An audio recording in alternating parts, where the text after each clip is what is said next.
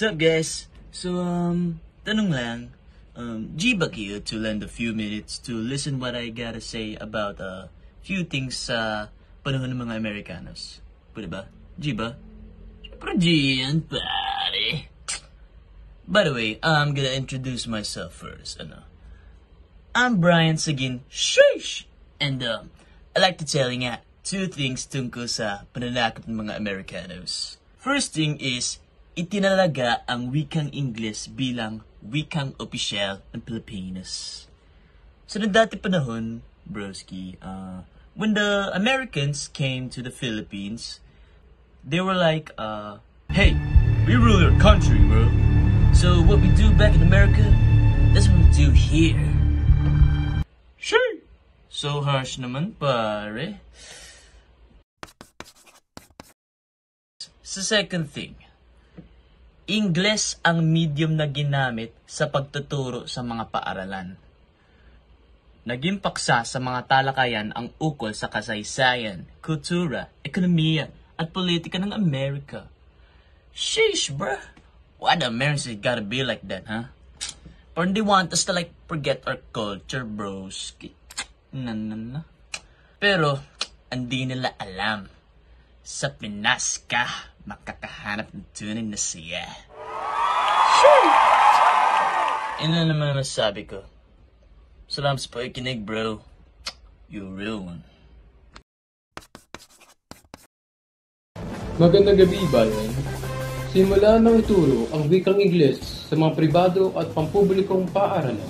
Nagsimula nang ituro ang wikang Ingles sa mga pribado at pampublikong paaralan noong Hunyo 11, 1940. Sa panahong ito, ang wikang Tagalog ang wikang pabansa, ngunit hindi pa ito ang wikang opisyal. Sa ilalim ng Saligang Batas 1935, Ingles at Kastila magpapatuloy bilang mga wikang opisyal hanggat hindi pa pinagtitibay ng batas ang iba pang mga wika. Narito ang aking pahayag. Ang pagtuturo ng Ingles ay nagbigay ng oportunidad sa mga Pilipino na makapagtrabaho sa mga kumpanya na mayroong kahit kaunting ugnayan sa Estados Unidos. Sa kasalukuyan, ang Ingles ay isa pa rin sa mga wikang opisyal ng Pilipino. Slay! Hi guys! Ito pala ang chismis natin for today's video. Hi mga beshi ko, ako pala si Sigrid May Tividal, ay machikang bestie. So ito na nga ang chismis ko. Alam niyo ba, nung panahon ng Amerikano, madami ang gurong nahirapan sa pagtuturo. English kasi yung bet nila. Like, I mean not the teachers. English yung bet nila kasi wala pa tayong wika that time. Wala pa tayong official language. So, English muna. Pero hindi nagtagumpay ito dahil marami ang hindi nakakaunawa o nakakaintindi sa wikang ito. Kaya, naging second language na lang natin ang wikang Ingles.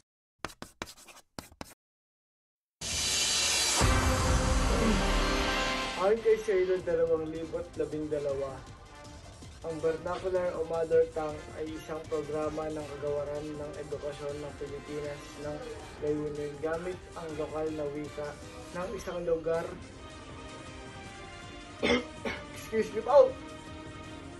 bilang primaryang wika sa pagtuturo upang mapadali ang pag-aaral para sa mga katutubo at para makabuo ng pagmamahal mula sa mga katutubo sa sarili nilang wika at kultura. Antarakmopia.